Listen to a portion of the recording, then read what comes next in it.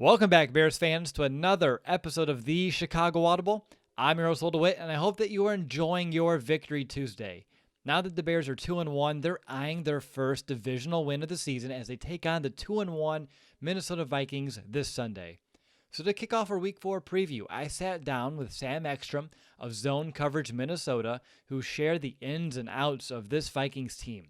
He explains how the Vikings have been able to run the ball as good as any team in the NFL, the lack of wide receiver depth, whether that's an issue or not, the mysterious case of Kirk Cousins, and of course, what's the latest on the Vikings' perennially strong defense. So without any further delay, let's go ahead and meet the 2019 Minnesota Vikings.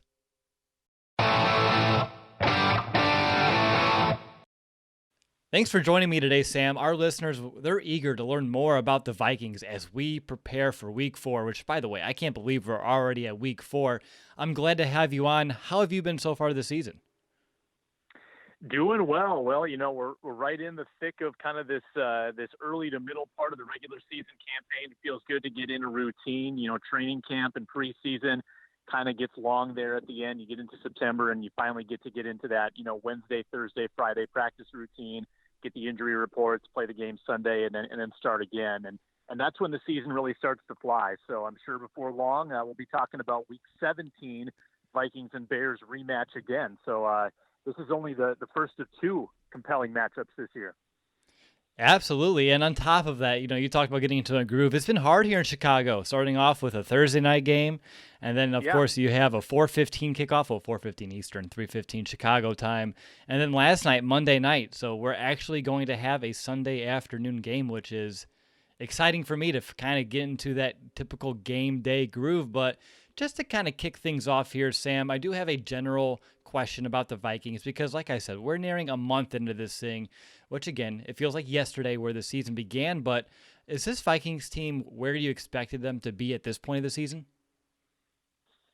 Yeah, it's odd here in Minnesota because there are so many expectations of this team, yet at the same time, I think fans also kind of learn to expect that there are going to be some bumps along the way. And when you come in, you beat Atlanta at home convincingly in the opener. Okay, that's par for the course. Vikings teams have been doing that, under Mike Zimmer for 6 years.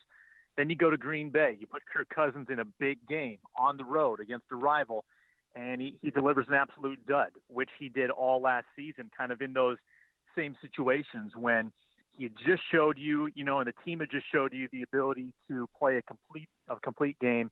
And then they would go lay an egg, and that's what happened in Green Bay. And I think there was a lot of eye rolling, and oh, here we go, same old Cousins.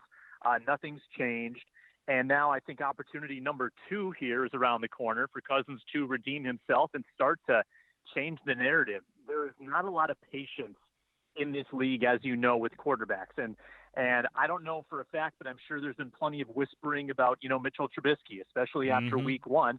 And he seemed to redeem some of that last night, I would say. So he's going into this Week 4 game with some momentum.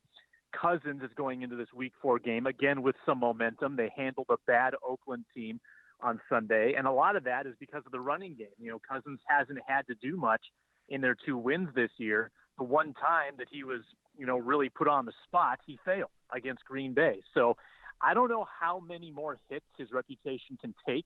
And the Vikings have historically been awful in Chicago. These are the defending champions of the division.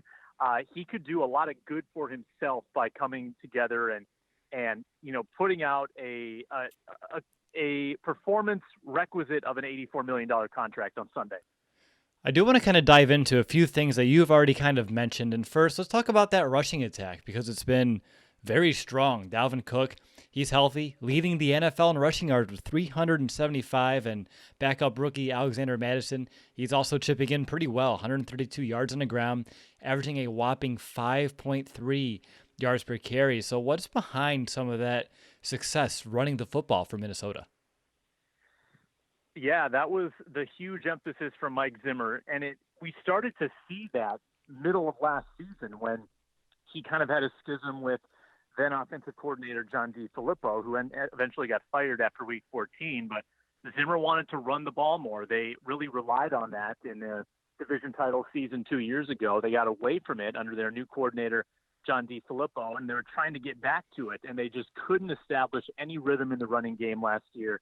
You know, it was Dalvin Cook kind of in and out with injury. Latavius Murray is not nearly the same caliber of back, and the offensive line was very patchwork. They lost their offensive line coach, Tony Sperano, tragically before the season, and they had co-offensive line coaches that may not have had quite the same vision or the ability to sort of express things in the same way. So they bring in Rick Dennison. You know, he is a Gary Kubiak disciple from way back, you know, and they bring in Kubiak, who has this zone running, you know, wide zone kind of mentality. And he and Dennison have really worked together to shape this thing. Obviously, they drafted Garrett Bradbury, the first-round center, who's actually, you know, arguably been the weakest link in this offensive line so far. The tackles have been really good. But you know what I think is a true mark of this rushing attack? Blocking from skill players. The tight end, Kyle Rudolph, is having some of the best blocking success of his career. And he's notoriously a bad blocker. And if you watch the tape back of the game at Soldier Field last year, he was getting abused. You know, the young backup tight end, Irv Smith, one of the youngest players in the NFL, he's been much better at blocking than a lot of people anticipated. And you know who's getting used second most of all the Vikings running backs? It's not Alexander Madison. It's the fullback, C.J. Ham, who has 73 snaps this year, third most in the NFL, and he's got one of the best run blocking grades in football. So they've gone bigger. You know, they're using a lot of two tight end, two running back sets. They're stretching the field wide and then setting up sort of their receivers, tight ends, and lead fullbacks to get out and block. And they've done a fantastic job of that. They lead the NFL, I believe, in edge rushing attempts. I don't know how that's going to work out with, you know, Khalil Mack pursuing those, but they're definitely going to show Chicago their full arsenal, and they're going to try to make Chicago run after them and chase them down on the sideline. But it's been a fun transformation to see from one of the worst rushing teams in football now to one of the best. Yeah, you hit on a lot of good points as to why, and I had a couple of follow-ups, but you kind of took the words out of my mouth, and I appreciate that. I mean, the keen insight. That's why I bring you on, Sam. You're the expert of the Vikings. The fact they're using a fullback as much as they are, and skill position blocking, especially on the perimeter, is huge when you have those speed guys that like to get around the edge like a Dalvin Cook. But let's go over to Kirk Cousins, because when I was preparing for this show today, I'm starting to see a lot of clamoring for Kirk Cousins, his role to be that game manager. To me, that's crazy considering how much they're paying him to be a game manager. But when Cousins does take that back seat and the dynamic rushing attack that we just discussed kind of takes over, it does look like the Vikings seem to be better on offense. He didn't have a single throw in the entire fourth quarter last week against Oakland. So, Sam, I want to know, like, where do you stand here? Is less actually more when it comes to Kirk Cousins? I think that was this team's approach, certainly going into the offseason, whether they'll admit it or not. I think they wanted to mitigate some of those Kirk Cousins mistakes, because as flashy as the final stat line looked last year, and some people can be kind of a slave to the box score sometimes, when they see 4,000 yards, 30 touchdowns, 10 interceptions, they kind of get starstruck and they say, well, it wasn't Kirk Cousins' fault at all last year. Well, you know, a lot of that was garbage time, and it's not including his fumbles. You know, he is still one of the most fumble-prone quarterbacks in the league. And when you drop him back 40 times a game and he's not very comfortable under pressure, you're going to run into more of those issues. And we saw it against Green Bay. And I know it's kind of the one wart on Kirk Cousins' season thus far, so you kind of keep coming back to it. But the Green Bay game was resembling so closely all of the negative that we saw last year. You know, he threw a game-changing interception in the red zone. He fumbled the football, and he wasn't accurate, which is actually very uncharacteristic. He wasn't making the easy throws. So, again, I think they're trying to mitigate some of those issues that they anticipate him having, and that's, you know, the more you drop him back, you put him in trouble, then he's going to make mistakes. And as flustered as he gets under pressure, you know, that's why they're trying to roll him out more on that play action. And Green Bay did a great job of stopping that, but Oakland did not. And, you know, you saw in that first drive of the game against the Raiders, bootleg to the left, Adam Thielen runs a great route. He hits him in stride for a touchdown. When he has time to throw on play action, which presumably they're going to set him up for with this great rushing attack, then he's probably going to make some plays. So, you know, run, set up play action, and then cash in. So when he gets those opportunities, he has to cash in. Didn't against Green Bay when they needed to. So again, big opportunity to bounce back on Sunday. And Cousins, he may not have a lot to work with, at least in terms of receivers. Chad Beebe, he was carted off the field on Sunday with an ankle. I haven't seen an update on that yet today. That looks like the Vikings currently have 3 active receivers on the roster. You have Stephon Diggs, Adam Thielen, and then the rookie Johnson. Are you concerned about the lack of wide receiver depth, or do they have the playmakers like a Rudolph and relying on a running game enough to kind of overcome this? Well.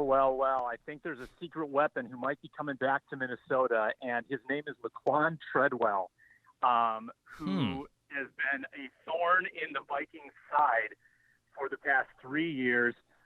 First-round pick, didn't work out. Reports are today that he is returning. It hasn't been announced by the team yet, but I think that tells you that Chad Beebe's probably out for a while. He wasn't putting any pressure on that right leg. But, they hadn't really used their third and fourth wide receivers anyway.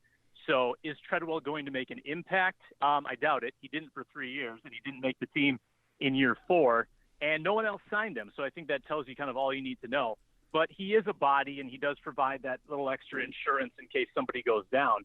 I think this team is one that's going to rely on those backup tight ends. It's Rudolph, and it's Irv Smith, who showed some explosiveness in the receiving game last week for the first time, had 2 passes of 20 yards or more, his first positive plays in the NFL.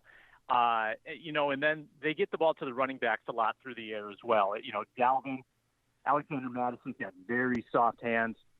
This team likes to use all its weapons, and their wide receiver 3 this year very well could be an aggregate of sort of the backup tight end, the backup running back, and a couple rookie receivers here and there. But I don't think you're going to have a third person on this team with 500 yards. It just might not happen. It might be Dalvin Cook, I guess, if he gets enough screen passes, but you're not going to have a traditional wide receiver 3. And that's just the way it shook out. The Vikings couldn't afford to invest in that in the offseason.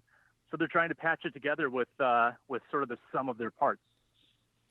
All right, so I'm looking for a recipe for success for Chicago on defense, and obviously, in order to do that, I need to look at that loss to Green Bay, and to me, a couple things stood out. One, just how mightily Minnesota struggled on third down, and secondly, they were held without a touchdown in each of their red zone trips, despite being able to put up a number of yards on that Green Bay defense.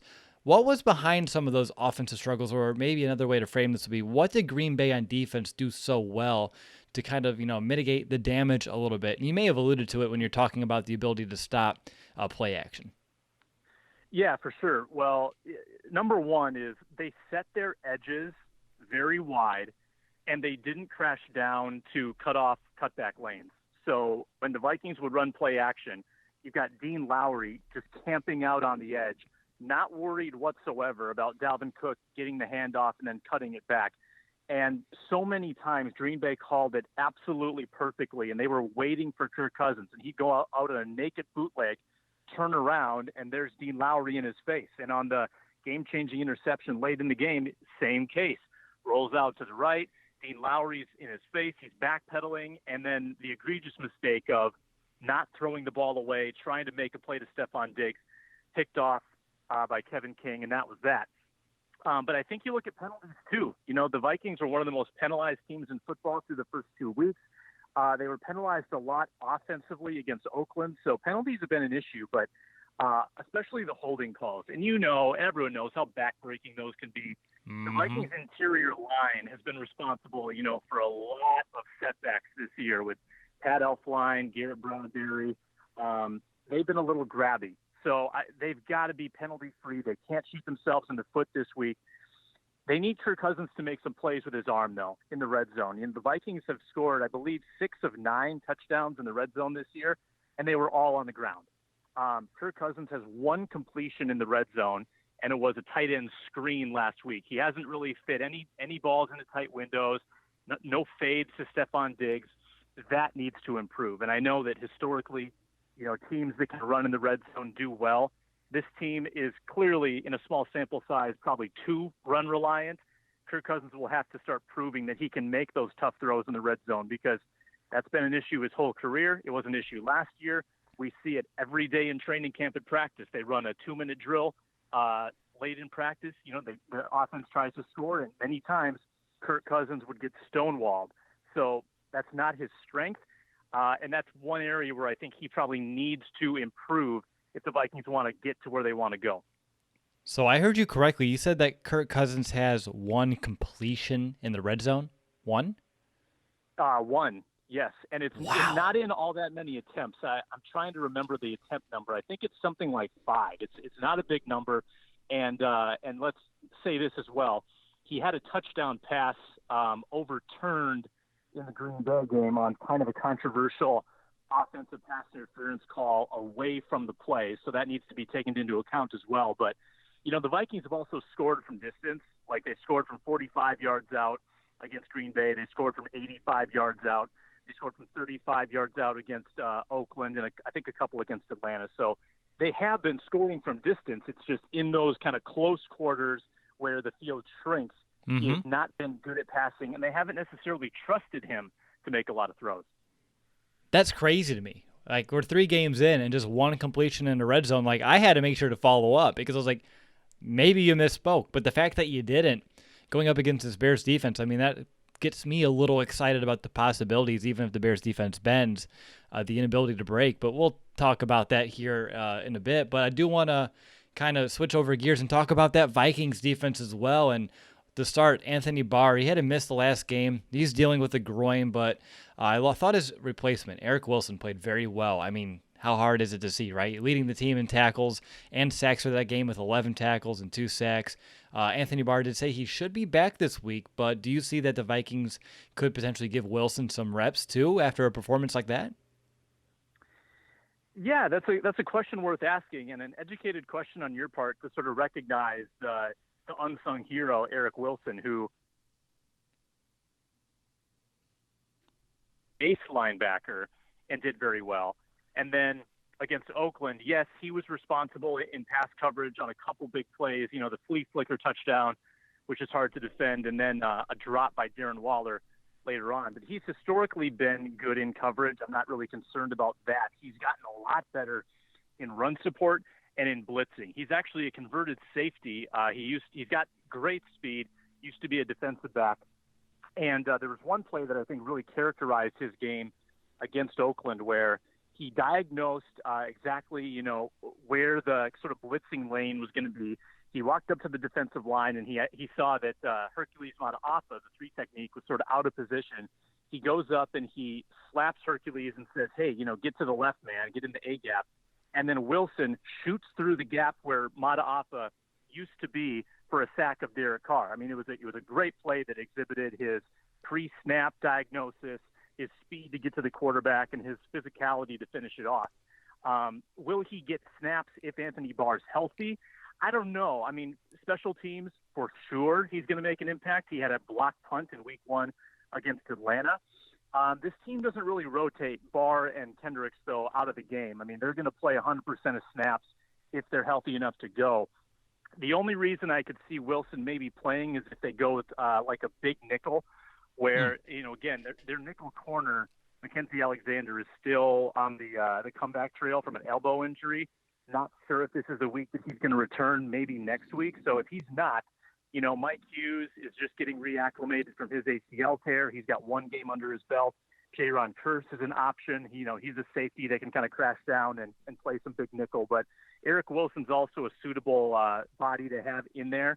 I could see him getting a few snaps in a very unique or specific sub package. But yeah, I mean, really reliable 4th linebacker to have on this team.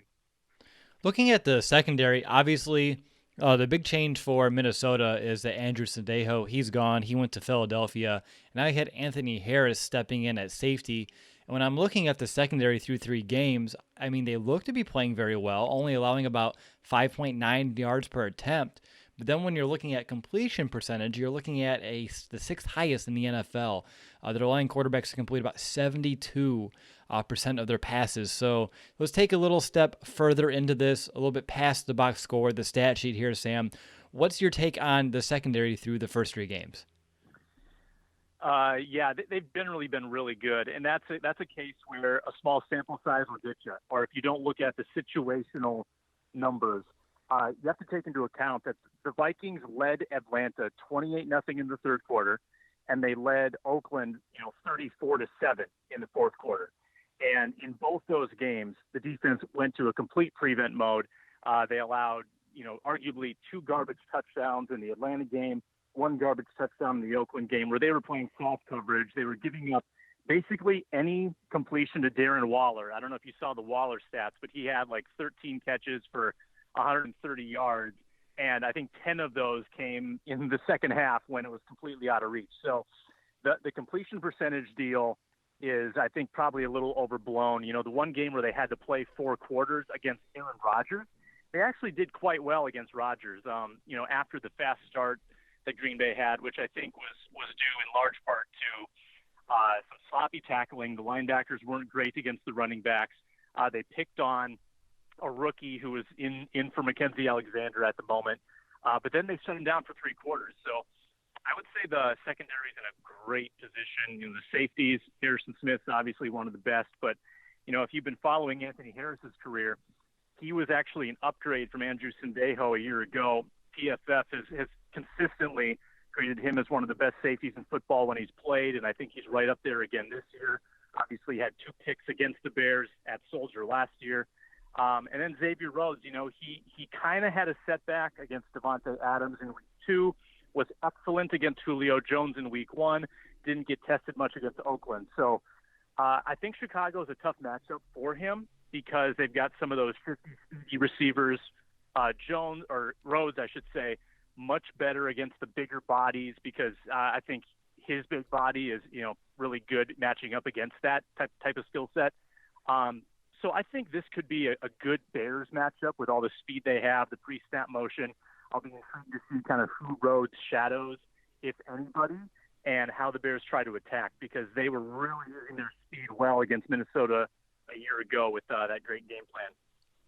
Now, switching from your secondary, and I want to look at the defensive front. I mean, the run defense appears to be doing, I would say, fairly well. And I'm curious to your take looking at the situationals, but the stats are just, I would call them average, allowing just a little over 100 yards per game and 4.4 yards per rush. But I have a hunch that just like the secondary numbers, these are a little inflated due to some of that garbage time. Am I correct? Yeah, I think I kind of wipe out the Oakland games and the Atlanta games, and I go back to the Green Bay game. And in that context, I would actually say you can maybe run on this defense a little bit. And I go back to training camp where Linval Joseph, who was already coming off a season where he regressed a bit, then he missed virtually the entire offseason rehabbing. He had multiple surgeries kind of on the upper body to try to get some, shoulder, elbow issues fixed. And he didn't really play until that week 1 game. So I don't know if, missing a full off season has impacted him. But he's definitely not as splashy as he used to be. He's also getting up to that age 30 sort of plateau. Shamar Stephen also had a training camp injury, and he's typically been, kind of a run-of-the-mill, big body. He can take on blockers, but he's not going to penetrate. He's not going to really splash a whole lot either. And, strangely enough, the Vikings went with both their big bodies in that Green Bay game a lot, uncharacteristically a lot, 70, 75%, using sort of that base with Linval Joseph and Shamar Stephen. And Green Bay still ran the ball very successfully in that game. Aaron Jones was excellent. Jamal Williams was excellent. So I think that's a little, a bit of reason for concern if you're a Vikings fan. Mm-hmm. That being said, the linebackers supporting them have been very good with a couple lapses against Green Bay. But Wilson, we talked about. Eric Kendricks was phenomenal against Oakland. And Anthony Barr is just kind of a physical freak who can move all around and blitz the quarterback and chase down running backs and occasionally cover a tight end. So the run defense is maybe not the caliber it has been in years past. I still wouldn't want to run against them in like a 4th and 1. But, if you're trying to get to the edges, I think this run defense might not be as dominant as it's cracked up to be. All right, one last question about this defense here, and it's about the pass rush. Minnesota, they're getting after quarterbacks at a top 10 rate, 7th in the NFL. They're getting sacks on 8% of the defensive snaps, 10 sacks on the entire year. So simple question, probably a little longer answer for you, Sam. What's working up front? Well, Everson Griffin's back to being himself. Remember, he had the run-in with the law last year. He had mental health issues that he had to take time away for. And when he came back, he kind of lost his competitive edge. He wasn't the same guy. And this year, he looks back to normal. He looks like 2017 Everson Griffin. He absolutely destroyed David Bakhtiari in the Green Bay game. And Bakhtiari might not have been playing 100%, but Griffin's been really, really good. I think he's got 2 sacks on the year, had one against Carr, had one against Matt Ryan. Daniil Hunter has a sack in each of the first 3 games, and he's one of the more underrated defensive ends in the NFL. Just a really, smart, kind of unassuming, super athletic guy that, I'm not sure people outside the NFC North are familiar enough with, but Daniil Hunter and Everson Griffin are an awfully good tandem at defensive end. They don't get a ton from their interior rush right now. They've gone with a rushing down package of Hercules Mataafa, who I mentioned earlier. This is his first year playing because he was out last year with a knee injury. Mm-hmm. And then Stephen Weatherly, the converted defensive end. They're trying to find a way to utilize his talents, and I don't know if he's taken very well to that inside rushing role. So I think they're going to have to go after Trubisky from the edges or from the linebacker position, where sometimes the Vikings get most of their sacks via scheme. They're not a team that's going to have a 20-sack guy because they like to spread it out. They'll bring a rare nickel blitz when you least expect it, or they'll open up a gap and suddenly Eric Hendricks is shooting through untouched. I have no numbers to support this, but I'd venture to say that more than half the Viking sacks are uncontested sacks where really no one blocks the guy because they're just so good at schematically and Mike Zimmer putting guys in positions just to shoot gaps and then make a play. So what's working, I think it's sort of the same recipe that they're getting contributions from, their 2 studs on the end. The anchors at defensive tackle aren't going to, get into the backfield, but they're going to just be big bodies in there and open things up for the linebackers, same as it always has been with Mike Zimmer. And I think it's another pretty good pass rushing unit. All right, Sam, we're hitting the nitty-gritty here to the kind of final questions of this episode. And I just want to know, is there anything else about the Vikings, offense, defense, special teams, X factors, storylines, anything that we haven't hit on yet today that you believe, myself and our listeners would definitely benefit from knowing from? Well, we've talked a lot of offense and defense. I'll give you a quick crash course on special teams. All right. As you know, and as Bears fans can attest, you want to have consistency and continuity at special teams, and that's not something the Bears or Vikings have had a lot of the past couple of years. And the Vikings went through training camp at different times having multiple competitors at long snapper, at punter, at place kicker, and at holder. And they have finally settled on the rookie draft pick, Austin Cutting, long snapping. You've got a new punter, Britton Colquitt, that they brought in sort of after the final roster cuts. Britton Colquitt, the veteran, is their punter and holder. And then Dan Bailey, the veteran who a lot of people thought was on the way out when they traded for Corey Vedvik, who I think the Bears pursued. They got him from Baltimore for a 5th-round pick. Vedvik obviously blew up here in Minnesota. He couldn't kick in games. After all of his success with the Ravens, it didn't work out. So the Vikings wasted a 5th on Vedvik. They cut ties with him. Then he went to the Jets, obviously. It didn't work out there. But, so Dan Bailey kept his job. And he missed 1 kick against Green Bay, had an extra point blocked, not good. Then hit a 50-yarder last week to sort of instill a little confidence. Now he goes into a tough place to kick. Bailey was one of the more inaccurate kickers in football last year after he came in to replace the other rookie, Daniel Carlson. There's so many moving parts here. I can barely keep it straight. But the Vikings are just crossing their fingers that having a veteran holder like Britton Colquitt can be a stabilizing force and get Bailey back to that accurate kicker that was, hitting 89% career, one of the most accurate kickers in football, which was not the case a year ago. So be watchful for Viking special teams drama. It seems to pop up every now and then. And I'm sure there'll be no shortage of special teams conversation on the Bears side as well. Yeah, it seems like you're on a pretty good spot there in terms of understanding some special teams woes in Minnesota, just like we have here in Chicago. But Sam, one last question, and you've been on the Meet the Opponent episodes before. It's been some time, but I'm sure you remember. I ask, the same question to end each episode, and the first part of it is, why will the Vikings win on Sunday? I think their defense is going to have to win the take-give. Chicago just completely shredded Case Keenum last night.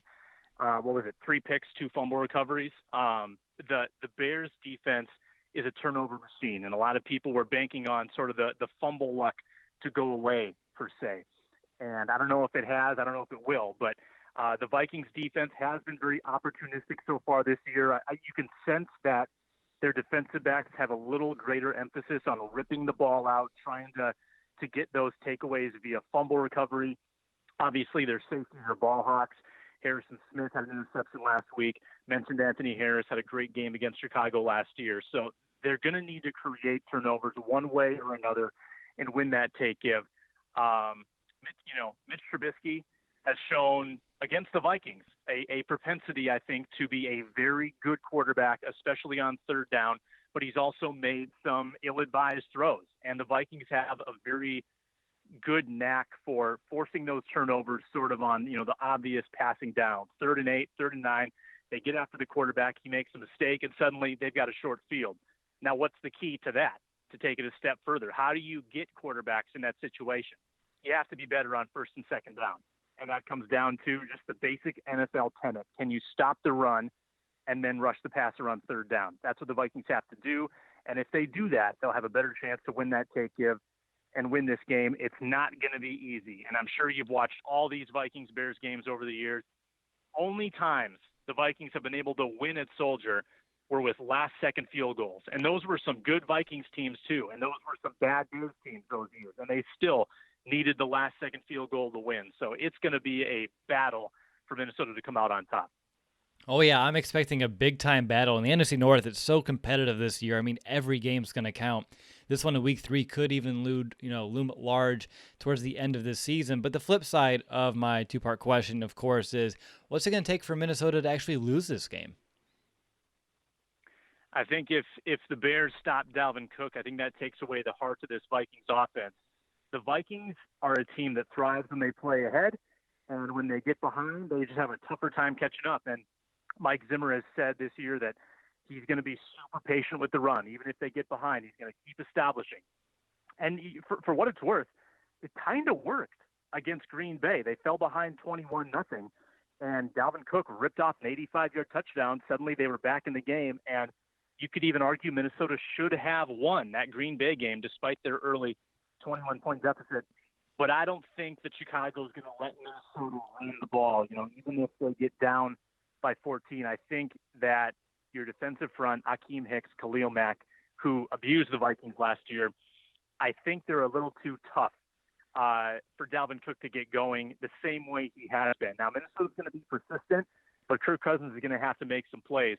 And unless something's changed with Kirk Cousins, this is just not the type of game that bodes well for him. A lot of pressure, in terms of the game itself and just the bodies that'll be coming at him. So it would be uncharacteristic if Kirk throws them to victory. I think you take away Cook, you take away sort of the soul of this Vikings attack. Great stuff there, Sam. I want to thank you again for all the time that you gave us today to hop on the show and give us, your firsthand account of the Vikings. Super insightful. I mean, I learned a lot, and if I learned a lot, I'm sure all of our listeners did as well. So really do appreciate the time today. Yeah, it should be an awesome game. Enjoy covering it. It's going to be awesome. Thanks so much. All right, that'll do it, Bears fans. I hope that you enjoyed Sam's insight on the Bears' Week 4 opponent. Up next is going to be our weekly preview episode as we're going to tell you everything that you need to know before kickoff. And yeah, we're rolling right along here throughout this short game week. But until next time, bear down, Chicago.